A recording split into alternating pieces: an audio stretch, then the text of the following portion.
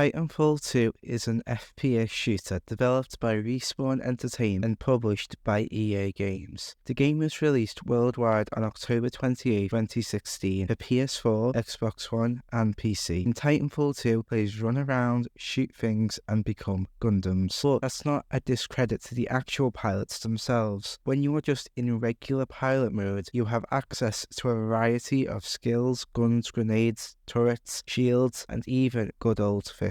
The single-player campaign is not to be ignored at all, and for the story, we have Jack Cooper, a rifleman from the Frontier Militia who bonds with his mentor's Titan, BT-7274, after his mentor, Captain Latimersa, is killed in action. Together, they embark on a quest to stop the Interstellar Manufacturing Corporation, or the IMC, from using a superweapon to destroy the militia base on the planet Harmony. The way they handle the different Titans in the campaign is honestly very impressive. You walk through the continuous landscape, and when you find new guns to equip, you can either use the new ones, or if you're not feeling it, stay with your old reliable. It's your choice. The way it smoothly transitions between weapons is as if you were grabbing a gun in pilot mode. Also, the villains, oh my lord. Viper's Titan fight alone is one of the best moments of the game. Viper was so iconic that they even brought his daughter back for Apex Legends. The villainous of Cain, the speed of Ash, and the overall picture of the IMC leads the antagonist of this game to be incredible. Now, you can ignore all that and just sit back and enjoy this one clip. So let me paint a picture for you. This is what the mid to end missions are. You are dropped in your Titan out of an aircraft carrier, then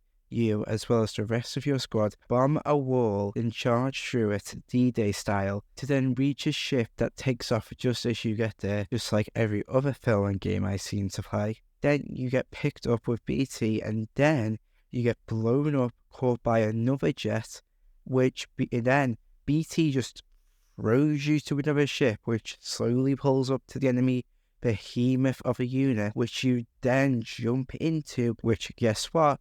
You need to fight through. I mean, if this has all been in like an hour, when does this guy rest? You then squad up with the rest of your team, do more fighting, but this time, with the power of friendship, you then SEAL Team 6 your way into the control room, take control of the ship with a knife, which somehow can hack human-sized robots, and the Death Star, but no in between, in which BT grabs you and you go and fight a boss Titan. And that is one level. That's the insanity of Titanfall 2. Titanfall multiplayer is very much your average class or agent PvP shooter, but with Titanfall formula and ideas, this average concept is very much changed for the better. We have Cloak, which allows the pilot to become partially invisible to other pilots and completely invisible to Titans in order to allow them to avoid detection or evade enemies. You also have Stims, which grants pilots a temporary boost in speed and health regeneration, which was used in the character Octane